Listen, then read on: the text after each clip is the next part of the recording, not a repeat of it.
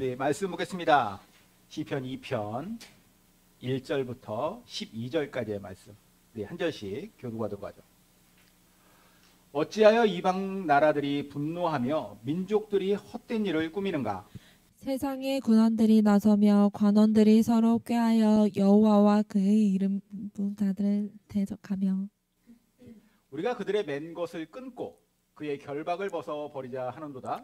하늘에 계신 이가 웃으시며 주께서 그들을 비우시리로다. 그때 분을 바라며 진노하사 그들을 놀라게 하여 이르시기를 내가 나의 왕을 내 거룩한 산 시온에 세웠다 하시리로다. 내가 여호와의 명령을 전하노라. 여호와께서 내게 이르시되 너는 내 아들이라. 오늘 내가 너를 낳았도다. 내게 구하라. 내가 이방 나라를 내 유업으로 주리니 내 소유가 땅끝까지 이르리로다. 내가 철장으로 그들을 깨뜨리며 질그릇같이 부수리라 하시도다. 그런즉 고난들아 너희는 지혜를 얻으며 세상의 재판관들아 너희는 교훈을 받을지어다. 여호와를 경외함으로 섬기며 떨며 즐거워할지어다. 그의 아들에게 입맞추라. 그렇지 아니하면 진노하심으로 너희가 길에서 망하리니 그의 진노가 그가 급하심이라. 여호와께 피하는 모든 사람은 다 복이 있도다. 아멘. 요즘에 우리나라가 참 혼란스럽습니다. 손에 왕자 쓰고 나온 그렇게 대선 후보 TV 토론을 하고 결국에는 이 나라의 대통령까지 된 사람 때문에 나라가 혼란스러워요. 당시 사람들은 그가 진짜 왕이 되려고 그런 걸 썼다고 생각지 못했죠. 요즘 같은 시대에 우리나라 같은 이런 민주공화국에서 누가 그런 황당한 발상을 하겠냐라는 거예요. 하지만 결과적으로 봤을 때 진짜 왕이 되려고 했던 건 아닌가? 이런 의심이 계속 듭니다. 결국 한 사람으로 말미암아서 지금 수많은 사람들이 양쪽으로 찢어져서 서로 미워하고 경멸하고 싸우고 있죠. 저는 뭐 어느 진영이 맞다 틀리다 이걸 말하려고 하는 것이 아니라 날이 갈수록 좀 험악해지고 있는 이 나라의 이 형국이 안타깝다라는 말씀을 드리는 것입니다. 특히 더 안타까운 건 뭐냐? 많은 크리스찬들이 이 상황에서 자기 정체성에 맞지 않는 듯한 행동을 한다라는 게 더 안타까워요. 그럼 우리 크리스찬의 정체성에 맞는 행동은 무엇이냐? 정치적 견해야 다 다를 수 있죠. 얼마든지 다를 수 있고 시전은 뭐 사람도 다를 수 있어요. 하지만 행동하는 건 다르면 안 돼요. 무엇과 다르면 안 되느냐? 예수님과 다르면 안 돼요. 크리스찬은 예수님을 추종하는 사람들, 예수님을 따르는 사람들, 믿는 사람들 아닙니까? 그러면 당연히 예수님에 의해서 우리의 행동이 결정되어야 됩니다. 예수님을 믿고 섬긴다는 사람들이 앞장서서 저것들 죽여야 된다. 진짜 죽여야 된다고 얘기해요. 힘으로 눌러라. 악다구니 쓰면서 주여 주여 외치는 걸 과연 예수님께서 어떻게 바라보실까? 여기에 대한 생각을 해야죠. 이 생각을 안 하는 거예요. 예수님은 그런 행동하신 적도 없고 그런 행동을 가르치신 적도 없다라는 것이 우리가 성경을 통해서 보는 예수님의 모습입니다. 대제사장들이 예수님 잡기 위해서 가룟 유다에게 돈을 주고 그를 매수했어요. 그래서 예수님이 누군지를 찍어줘라. 그들은 눈에 가시와 같은 예수님을 제거하기 위해서 예수님을 붙잡아서 로마 제국의 반역자로 누명을 씌우기 위하여서 다 준비를 했어요. 거짓 증언할 사람도 다 돈으로 섭외를 해놨고 이제 예수님만 잡아오면 되는 그 과정, 그 첫 번째 과정이 마태복음 26장에 이렇게 기록되어 있습니다. 예수를 파는 자가 그들에게 군호를 짜 이르되 내가 입맞추는 자가 그이니 그를 잡으라 한지라. 곧 예수께 나와 라삐어 안녕하시옵니까 하고 입을 맞추니 예수께서 이르시되 친구여 내가 무엇을 하려고 왔는지 행하라 하신대. 이에 그들이 나와 예수께 손을 대어 잡는지라. 예수와 함께 했던 자 중에 하나가 손을 펴 칼을 빼어 대제사장의 종을 쳐 그 귀를 떨어뜨리니 이에 예수께서 이르시되 내 칼을 도로 칼집에 꽂으라. 칼을 가지는 자는 다 칼로 망하느니라. 너는 내가 내 아버지께 구하여 지금 12군단 더 되는 천사를 보내시게 할 수 없는 줄로 아느냐. 예수님 잡으러 왔어요. 이날 귀가 잘렸던 대제사장의 종, 그 종의 이름이 말고라고 하는 사람인데 이 말고의 귀를 잘라버린 혈기왕성한 제자, 여기에 나오진 않지만 베드로입니다. 베드로가 그의 귀를 잘랐어요. 스승을 위한다는 그 일념 하나로 칼을 빼들고 호기롭게 나섰습니다. 얼마나 용감해요. 예수님이 베드로를 향해서 뭐라고 하시는 것이 베드로의 기대였을까요? 같이 잡혀서 죽더라도 너 잘했다. 너 내게 정말 충성하는구나. 이렇게 말씀하시기를 원했을 텐데 칼을 가진 자는 칼로 망한다. 내가 이들을 압도할 힘과 능력이 없어서 내가 붙잡혀가는 줄 아느냐? 이렇게 말씀하시는 거예요. 누가복음에 보면은 이날 이 귀가 잘렸던 말고의 귀를 예수님께서 고쳐주시죠. 자, 이것만 보더라도 우리는 예수 믿는 사람들이 어떻게 행동하는 게 옳은지를 충분히 가늠할 수 있습니다. 물론 정의가 아니라고 생각하는 것을 무조건 뭐 수용하고 받아들여야 된다? 이건 아니에요. 각자가 다른 또 정의의 개념이 다르겠지만 다만 어느 편에서건 뭘 봐야 되느냐? 예수님이라면 어떻게 하실까? 이걸 봐야죠. 거기에 의거해서 행동하는 것이 크리스찬다운 모습이라고 생각합니다. 예수 믿는 사람이라면 당연히 그래야죠. 제발 좀 뒤에서 뭐 니들 감옥 가더라도 나가서 싸워라 죽어라 막 선동하는 이상한 인간들 얘기 듣지 말고, 그게 우리가 정말로 살아가야 할 예수님에 의해서 올바른 방식인가를 정말로 그걸 놓고 기도해야지 내 뜻대로 예수님 저것들을 죽여주십시오라고 하는 것은 옳지 못하다라는 거예요. 제가 오늘 이런 얘기를 먼저 드린 이유가 있는데, 오늘 이 시편 2편의 주제가 이 세상에서 누가 왕인가라고 하는 것을 알려주고 있기 때문입니다. 누가 왕인가, 그리고 그 왕은 뭘 했는가, 이것을 우리에게 알려주고 있는 노래입니다. 이 시편 2편은 누가 지었는지 저자가 알려지지는 않았어요. 하지만 이 세상에 나름 잘 나가는 왕들과 권력을 가진 자들, 나아가 모든 인류를 향하여서 누가 왕인가 명확하게 선포하고 있습니다. 하나님의 독생자 예수 그리스도다. 우리가 이 시의 내용을 본격적으로 보기 전에 먼저 우리가 전제로 깔아야 되겠습니다. 그게 뭐냐? 이 시는 예수님께서 이 땅에 오시기 수백 년 전에, 적어도 수백 년 전에 지어졌다라는 거예요. 그 말은 곧 무슨 말이냐? 시인이 예수님에 대해서 알 리가 없다라는 거죠. 그러나 예수님에 대해서 아주 명확하게 노래하고 있습니다. 무슨 말이겠어요? 뭐 당연히 모든 성경 말씀은 성령님의, 하나님에 의한 성령님의 영감으로 지어진 것이긴 한데, 이건 더 분명하게 보여주죠. 하나님께서 그에게 영감이 주셨어요. 그 영감을 통하여 이 세상의 왕이 누구인지를 분명히 알려주신다라는 것입니다. 자, 본문 내용 볼게요.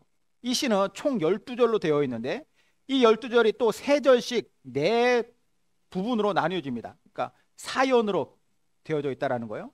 각각의 연들을 중심으로 각각의 소주제들이 있는데, 자, 첫 번째 연의 주제는 인간의 어리석음을 노래하고 있습니다. 1절에서 3절. 어찌하여 이방 나라들이 분노하며 민족들이 헛된 일을 꾸미는가? 세상의 군왕들이 나서며 관원들이 서로 꾀하여 여호와와 그의 기름 부음 받은 자를 대적하며 우리가 그들의 맨 것을 끊고 그의 결박을 벗어버리자 하는도다. 자, 어찌하여 무엇 하는가? 탄식의 지적이에요. 어찌해서 그러느냐라는 거예요. 왜 그러느냐? 이 지적은 인간이란 존재가 근본적으로 어리석다라고 하는 것을 지적하고 있어요. 인간이 어리석다. 이방 나라들과 민족들, 모든 사람들을 타죠. 지상에 있는 모든 사람들, 세상의 군왕, 즉 임금들, 그리고 관원들, 권력을 가진 자들, 모든 사람들이 다 어리석다라는 거예요. 이 어리석은 것 때문에, 이 어리석음으로 인하여서 그들은 분노하고 헛된 일을 꾸미고 뭔가를 꾀하였다. 그래서 행하였다. 마음과 계획과 그것에 의한 행동, 이걸 이야기하고 있는데, 자, 이 마음과 계획과 행동은 자연스럽게 어디로 이어졌느냐? 여호와 하나님과 그분의 기름 부으심 받은 자를 대적하는 대로 이어졌다. 자, 1, 2절 다시 볼까요? 어찌하여 이방 나라들이 분노하며, 분노하는 마음이죠. 민족들이 헛된 일을 꾸미는가? 그들의 계획입니다. 세상의 군왕들이 나서며 관원들이 서로 꾀하여 여호와와 그의 기름 부음 받은 자를 대적하며, 어떤 행동을 얘기해요. 자, 먼저 이들의 마음부터 보죠. 마음, 분노의 마음. 이방 나라들과 민족들, 세상의 모든 인류라고 말씀드렸어요. 이 모든 인류는 그들을 주관하는 사람들에 의해서 움직입니다.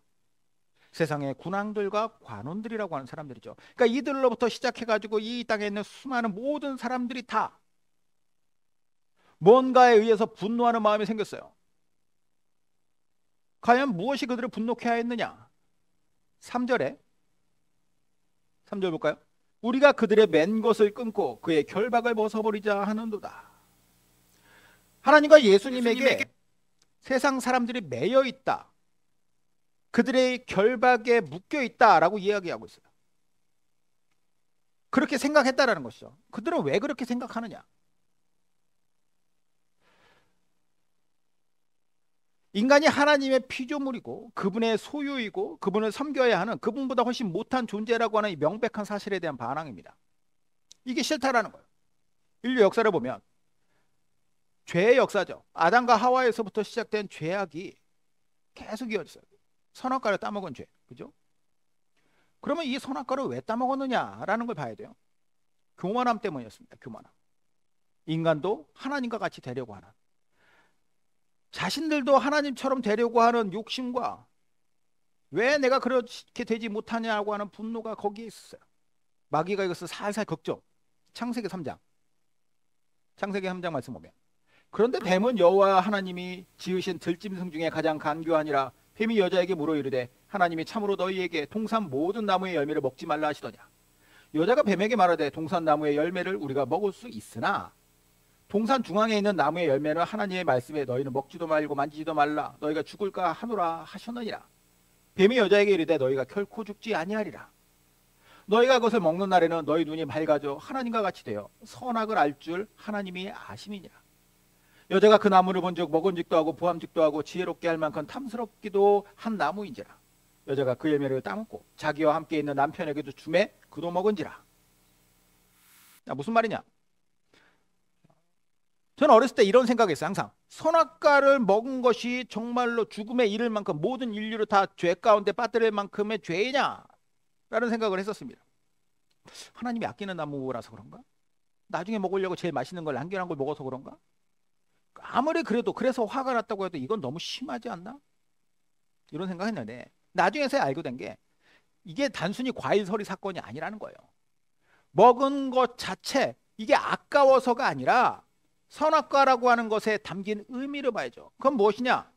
창조주이신 하나님과 그리고 그분을, 모든 피조물 중에서 그분을 닮은 유일한 존재인 인간 사이를 아주 명확하게 구분하는 구분점이에요. 다른 건 다 해도 좋다. 하지만 이것은 하지 말아라. 유일한 금지 명령인데, 그리고 그 금지 명령의 조항을 다 하셨어요. 이걸 먹으면 너희는 죽는다라는 거예요. 근데 이것을 어겼습니다. 먹었죠. 그럼 동기가 뭐냐? 사탄한테 속았어요. 마귀가 속였어요. 당연히 속였죠. 그런데 뭘 긁었냐라는 거예요. 하나님과 같이 되려고 하는 그 마음을 긁었다라는 거죠. 교만함이 이미 그 마음 가운데 그렇게 될 수 있을 것이다라고 하는 생각이 아담과 하와를 범죄 가운데 빠뜨린 거예요. 결국 이 어리석은 교만은 모든 인류를 죄 가운데 태어나서 죄 가운데 살다가 죄의 심판을 받게 만들었습니다. 억울하죠, 우리 입장에서는. 하지만 어쩔 수가 없는 거예요. 인간이 어떻게 할 수 있는 문제가 아니기 때문에. 그래서 죄악에 물든 인간들은 늘 어떻게 하느냐? 분노하는 마음을 가져. 왜 내가 당신에게 매이고 왜 결박되어야 하는가? 이런 마음으로 계획을 꾸밉니다. 창세기 11장에 바벨탑 사건이 나와요. 온 땅의 언어가 하나요 말이 하나였더라. 이에 그들이 동방으로 옮기다가 신할 평지를 만나 거기 거류하며 서로 말하되 자 벽돌을 만들어 견고히 굽자 하고 이에 벽돌로 돌을 대신하며 역청으로 진흙을 대신하고 또 말하되 자 성읍과 탑을 건설하여 그 탑 꼭대기를 하늘에 닿게 하여 우리 이름을 내고 온 지면에 흩어짐을 면하자 하였더니, 노아 홍수 때 사람들이 다 죽었어요. 노아 가족들 빼고. 그리고 나서 다시 이제 거기서부터 다시 인류가 시작이 됩니다. 인간들이 지구상에 점점점 퍼져나가고 있었을 때 당시의 언어는 당연히 하나밖에 없었겠죠. 근데 이때 그들 중에 어떤 자들이 아주 이상한 일을 주도해요. 신할이라고 하는 넓은 평지, 이곳에 단단하게 벽돌을 만들어 높은 탑을 건설하자. 바벨탑이죠. 그들은 이것을 왜 만들려고 했을까? 그 이유를 뭐라고 얘기하느냐? 이 탑의 꼭대기를 하늘에 닿게 하여 우리의 이름을 내고 온 지면에 흩어짐을 면하자. 이게 그들의 동기였다라는 거예요. 그들이 그렇게 바벨탑을 쌓는다고 해서 하늘까지 갈 수 있습니까? 어림도 없죠. 택도 없는데. 그런데 그것으로 말미암아 하늘까지 닿을까 봐 그런 것이 아니라 하나님은 그들의 동기가 문제였다는 거예요. 하늘에 닿을 만큼 높은 탑을 쌓아 이름을 내자. 스스로 높아지겠다라고 하는 교만함이 의도이고, 온 지면에 흩어짐을 면하자. 이것은 생육하여 번성하여 땅에 충만하라라고 하는 하나님의 명령을 어기겠다라고 하는 의도예요.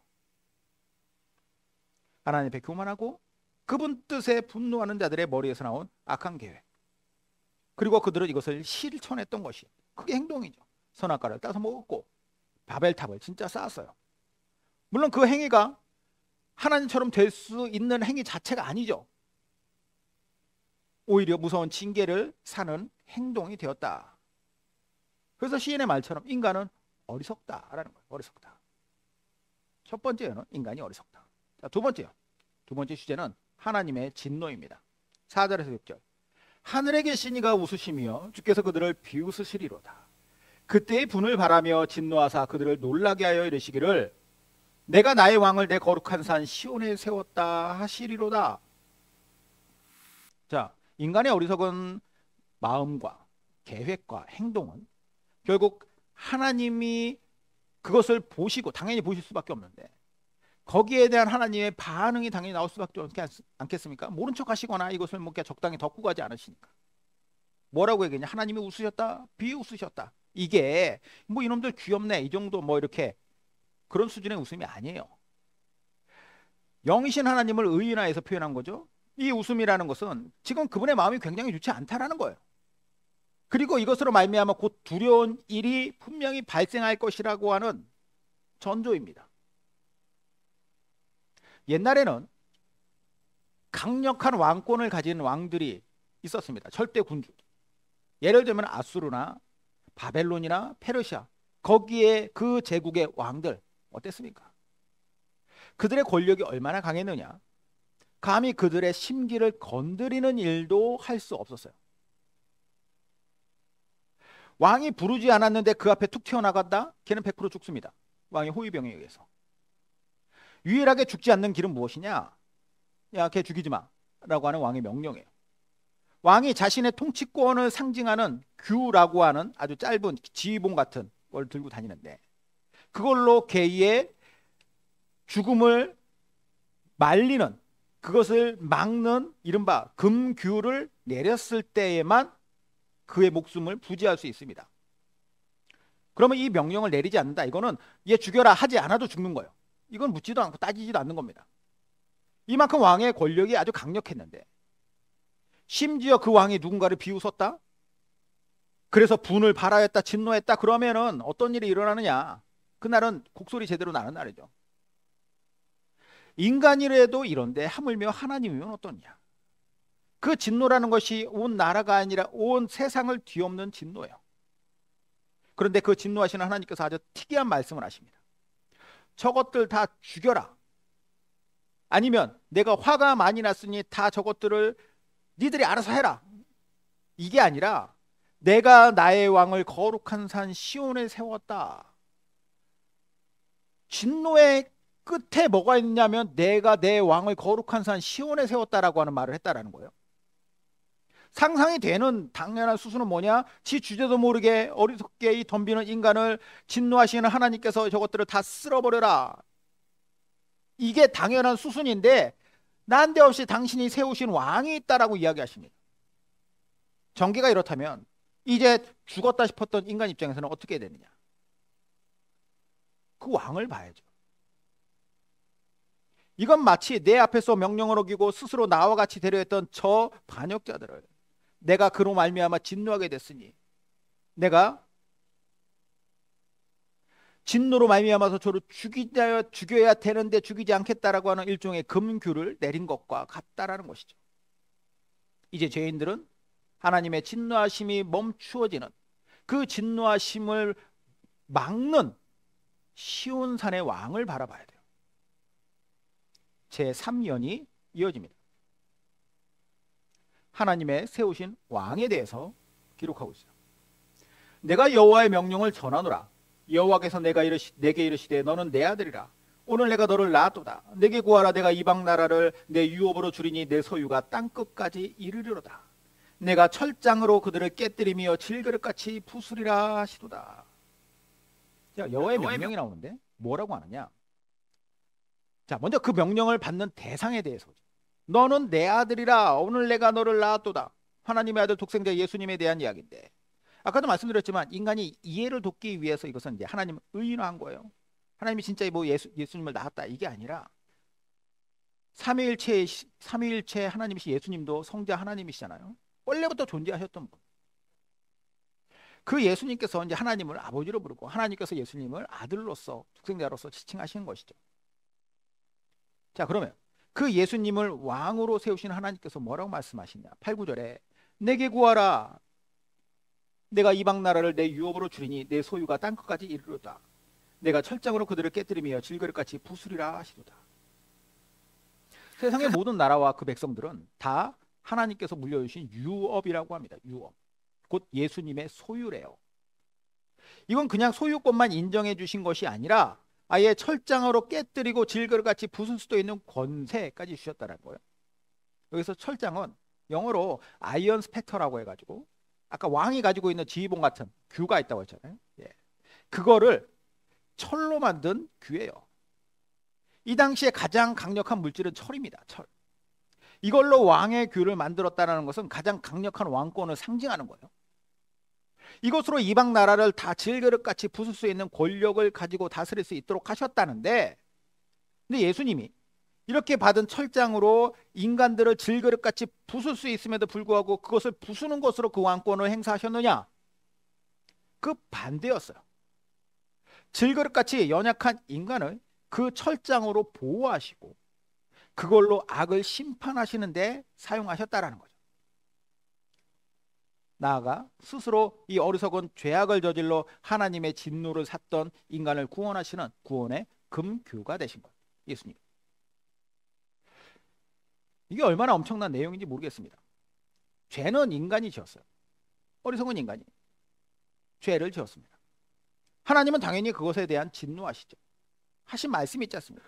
하나님의 말씀은 빛이 있으라고 하면 빛이 있고 모든 세상의 만물들이 다 있으라고 하면 있는 것이 하나님의 말씀 아닙니까? 그 말씀에 선악과를 먹으면 죽는다라고 했으면 당연히 죽어야죠. 그 말씀이 안 이루어지면은 안 되는 거예요. 그러나 그것을 막으셨는데 무엇으로 막으셨느냐? 독생자로 막으셨다라는 거예요. 다 때려부시는 것이 아니라 다 보호하시는 것으로. 그러면 이제 인간편으로 다시 돌아와서 이 같은 진리 앞에 우리가 어떻게 해야 되는가? 마지막 사연, 네 번째 주제는 인간의 복입니다. 그런즉 군왕들아, 너희는 지혜를 얻으며 세상의 재판관들아, 너희는 교훈을 받을지어다. 여호와를 경외함으로 섬기고 떨며 즐거워할지어다. 그의 아들에게 입맞추라. 그렇지 아니하면 진노하심으로 너희가 길에서 망하리니 그의 진노가 급하심이라.